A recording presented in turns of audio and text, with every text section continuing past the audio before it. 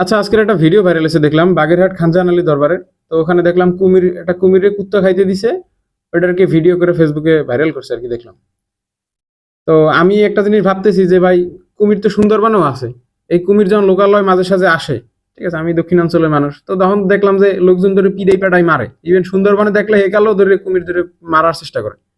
তা আপনি একটা জিনিস চিন্তা করেন, মানে খানজাহান আলীর ওখানে মানে কুমিরে এত স্পেশাল যেখানে মনে করেন কুত্তা মুরগা ছাগল সব দেওয়া লাগে।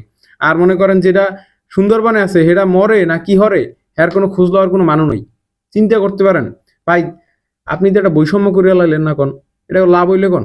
এটা কুমির ভাই দুইটারে একশো হয়ে দেখা লাগবে না? আপনি খানজাহান আলীর এখানে কুমির এত রেসপেক্ট করতেছেন, আর সুন্দরবনের কুমির মরে। খানজাহান আলী তো এরকম বললে যায় না যে আমার এখানে কুমির থাকবে, তোমরা কুমির পালবা, এই করবা সেই করবা, এগুলো তো কিছু বলে নাই। তাহলে আপনি যদি কুমির এত পালাই লাগবে, তাহলে সুন্দরবনের কুমিরে আপনি ডেইলি একটা শুয়ার খাইতে দেবেন, এখানে যদি কুত্তা দিতে আছেন ভাল্লুক খাইতে দেবেন। ব্যাপার আছে ভাই, লজিক তো আছে।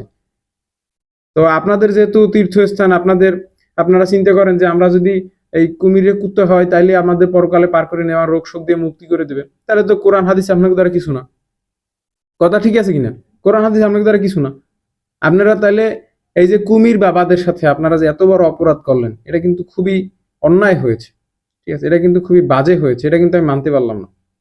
দুইও কুমিরেরই আপনার সেবা যত্ন, পৃথিবীতে যত কুমির আছে কোনো কুমিরের বেলায় বৈষম্য চলবে না। সবাইকে একটি করে কুত্তা দান করতে হবে, নয় একটি করে শুয়োর দান করতে হবে, না অন্য কোনো প্রাণী দান করতে হবে। খানজাহান আলীর এখানে কুত্তাকে এত স্পেশাল ভাবা চলবে না। ঠিক আছে, হোয়াট। এখন খানজাহান আলী, আমি শুনছি উনি যথেষ্ট ভালো মানুষ ছিলেন, একজন পীর আউলিয়া দরবেশ মানুষ ছিল। উনি উনি একবার বললে যায় না যে আমার এইখানে এইসব আকাম কুকাম করবা, ঠিক আছে, এগুলো কোথাও বলে নাই, কিন্তু এখন মানুষ এগুলো করতেছে। মানে একটা পীর আউলিয়ার তীর্থস্থান, এখানে যত সব শিরকিতে ভরে রাখিয়ে দিছে। ঠিক আছে, একজন ভালো মানুষ ছিল। আমি বুঝি না বাগেরহাট জেলার ওখানে লোকজন কি করে, এগুলার ধরে পিড়াইতে না জানোয়ার গুলোরে। কত বড় লোমহর্ষক দৃশ্য, এটার ধারণ করে কেমন ফেসবুকে আপলোড করে, এটার সাহস কই পায়?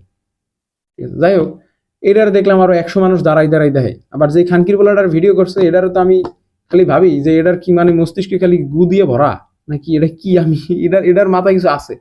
এটা আবার ভিডিও করছে দাঁড়াই দাঁড়াই। যাই হোক, তোমার কল্যাণে আমি আজকের ভিডিওটা বানাইতেছি শোনা। তুমি দেখে থাকলে আমার ভিডিওতে একটা লাইক কমেন্ট শেয়ার মারিয়ে দিও। আবার কিছু কিছু কুত্তর বাচ্চারা যায় গাঞ্জা খাইতে, মানে চিন্তা করতে পারেন। আচ্ছা, কোন কি লেখা আছে যে পিরাউলিয়ার দরবারে গাঞ্জা খাইলে হেরে আল্লাহ পার করে নেবে? মানে কি চলেটা কি দুনিয়াটা, আমার একটু কইতে পারেন? মানে ভাই, তুমি পিনিক করবা ঠিক আছে, তুমি গোপনে করো, এটা পিরাউলিয়ার দরবারের পাশে বইয়ে তো বাসি টান লইবে না। ব্যাপার স্যাপার আছে না একটা। তো সর্বশেষ আমি সরকারের কাছে একটা আবেদন রাখতে চাই, সেটা হচ্ছে যে ধর্ম মন্ত্রণালয় যেসব আলেম টালেম যাদেরকে রাখা হয়েছে, অথবা ধরেন দেশে বড় বড় যারা দায়ী